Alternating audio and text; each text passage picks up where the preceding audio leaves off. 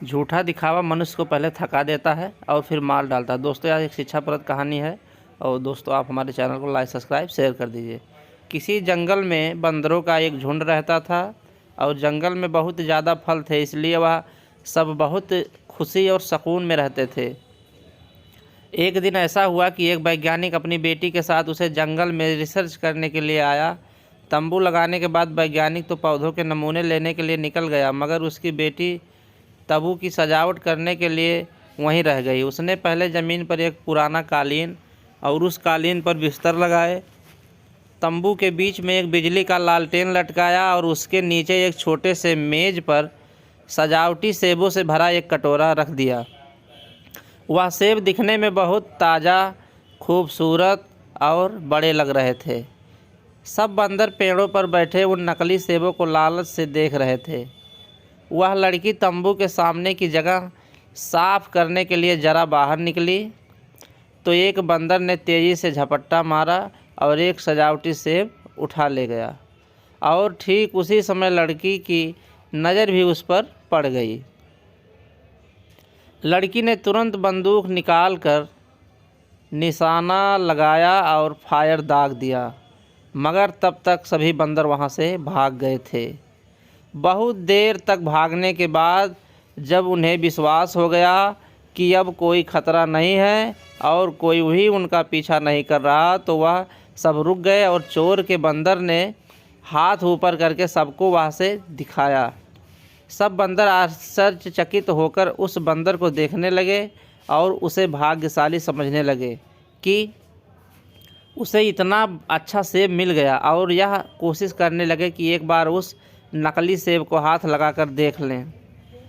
चोर बंदर ने सबको धकेल दिया और वह नकली सेब लेकर एक पेड़ की सबसे ऊंची शाखा पर जा बैठा और सेब को खाने के लिए मुंह में लेकर दबाया, मगर वह तो नकली सेब था, सख्त प्लास्टिक का बना हुआ, जिसे चबाने से बंदर के दांतों में दर्द होने लगा। बंदर ने 2-3 बार और कोशिश की, मगर हर बार उसके दांतों में दर्द होने लगा और वह पूरा दिन चोर बंदर ने उसे ऊंची शाखा पर भूखे रहकर गुजारा। अगले दिन वह नीचे उतरा। सभी बंदर उसका आदर करने लगे क्योंकि उस समय भी उसके हाथ में वह नकली सेब था। दूसरे बंदरों से मिलने वाला आदर और सम्मान देखकर बंदर ने उस नकली सेब को और भी मजबूती से थाम लिया। अब दूसरे बंदर फलों की तलाश में निकल गए और तेज़ी से एक पेड़ से दूसरे पेड़ पर छलांग लगाते हुए फल तोड़कर खाने लगे। चोर बंदर के एक हाथ में नकली सेब था, इसलिए वह पेड़ों पर नहीं चढ़ सका, मगर वह सेब को भी अपने हाथ से छोड़ना नहीं चाहता था और उस दिन भी उसने सारा दिन भूखा रहकर ही गुजारा किया और आगे भी कई दिनों तक यही सब चलता रहा। दूसरे बंदर उसके हाथ में नकली सेब होने की वजह से आदर सम्मान तो करते, मगर कोई भी उसे खाने के लिए कुछ नहीं देते। बंदर बेचारा भूख से बेहाल हो चुका था और उसको अपना अंतिम समय नज़र आने लगा। उसने एक बार फिर उस सेब को खाने की कोशिश की, मगर इस बार भी वह उसे नहीं खा सका और उसे दांतों में इस बार भी दर्द होने लगा। चोर बंदर को अपनी आंखों के सामने पेड़ों पर लटके हुए फल तो दिखाई दे रहे थे, मगर उसमें अब इतनी हिम्मत बची थी कि वह उन पेड़ों पर चढ़ सके, और आहिस्ता आहिस्ता उसकी आंखें हमेशा के लिए बंद हो गईं। जान निकलते ही वह नकली सेब उसके हाथ से छूट गया। शाम को जब बाकी बंदर आए तो उन्होंने मरे हुए बंदर की लाश पर आंसू बहाए, अफसोस किया और उसके लाश को पत्तों से ढक दिया। अभी वह इतना ही कर ही रहे थे कि एक दूसरे बंदर को वही नकली सेब मिला और उसने भी खुशी से हाथ हिला हिलाकर वह सबको नकली सेब दिखाना शुरू कर दिया।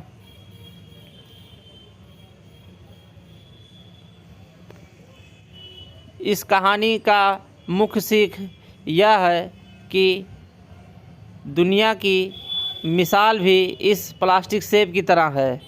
इससे कुछ हासिल नहीं होता, जबकि उसे देखने वाले उससे प्रभावित हो रहे होते हैं और दुनिया को अपनी मुट्ठी में रखने का दावा करते हैं वाला इस दुनिया से खाली हाथ ही चला जाता है। झूठा दिखावा मनुष्य को पहले थका देता है और फिर उसे मार डालता है। तो दोस्तों, कैसे लगी हमारी कहानी? यदि बढ़िया लगी हो तो हमारे चैनल को सब्सक्राइब करें। और तो दोस्तों, यह वीडियो पसंद आया हो तो हमारे चैनल को लाइक, सब्सक्राइब और शेयर करें ताकि हमारी वीडियो आप तक पहुँचे।